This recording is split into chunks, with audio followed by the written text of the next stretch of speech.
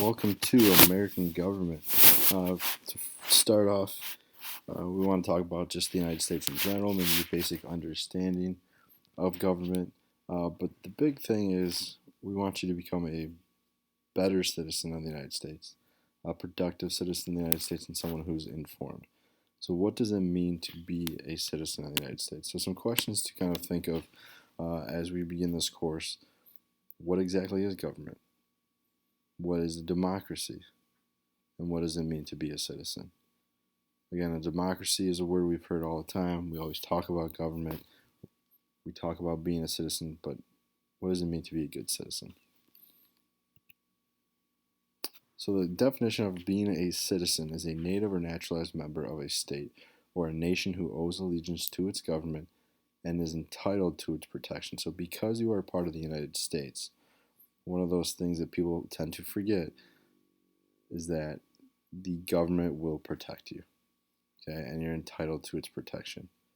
And you're part of this state or nation because you are a citizen. Now, some of the qualifications in the United States: you were born in the country. You could become naturalized. So you came to this country, decided to serve in the armed forces. Maybe you live in the United States for at least 5 years. You meet a bunch of different other qualifications and you pass a citizenship test. Or you can marry someone who is a citizen of the United States. So the next question then is, what is government? Why do we need government? What does it do for us?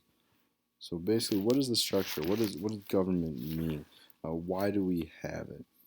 How does it benefit all of us? Government is an institution through which a society makes and enforces its public policies. Public policies are the rules, laws, and regulations. The government is the one that creates those and they enforce those.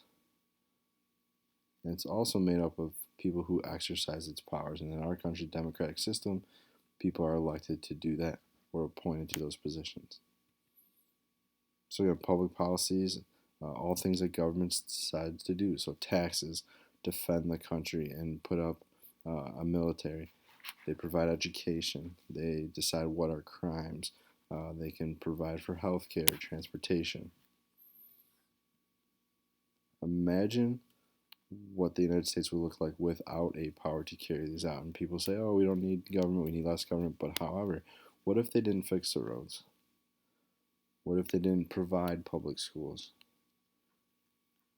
What if they didn't have taxes, which pays for police officers and firefighters? Think about those things. The powers of government then. So in our system, we have three branches. We have legislative powers, which they make the laws, they make all those public policies. There's executive powers.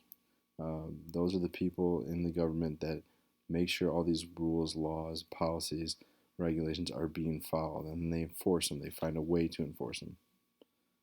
And then judicial power, those judges in the judicial branch, they interpret, they decide what the meaning behind these laws are. So why did it start? There's four theories behind this, four major theories on the establishment of these.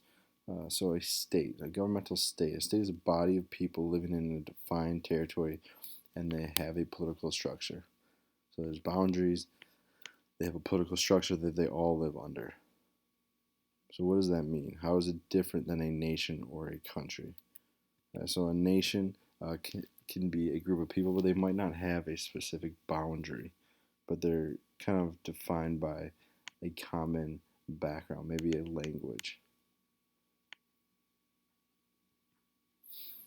One of the ways that people feel that this developed was the force theory. So there's a powerful group that was in charge, and it made people follow their laws within a territory, and whoever lived in it then had to follow it. When everyone kind of follows it, the rules established, then the state is established. So then there's a population within that boundary. There's a certain boundary territory. They are sovereign from other people's territories, and they don't have to respond to them. And then they create a government structure. There's the evolution theory. Okay, so out of a family, there's one person who's the head of a household or a family that's important. Um, then they have people that support them, and more people that support them. So from a clan to a tribe,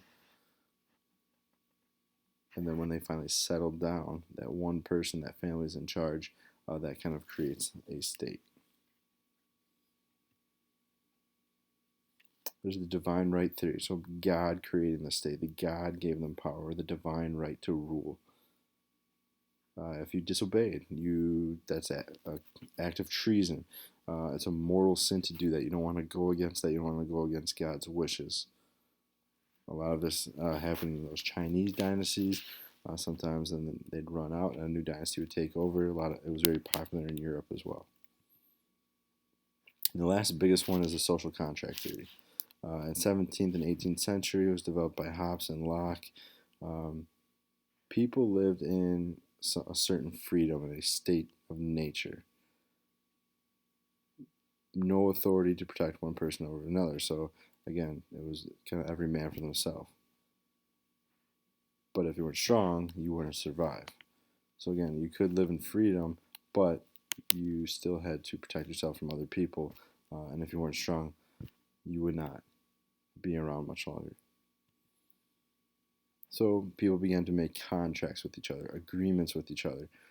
They give up those rights, that complete freedom where they didn't have to answer to anyone, so that they could protect themselves. So if there's things that they could not do, they'd make a contract with another person so they could survive. So all these free people kind of started making contracts, which then creates a state. So the people are serving each other. Which one do you think is correct?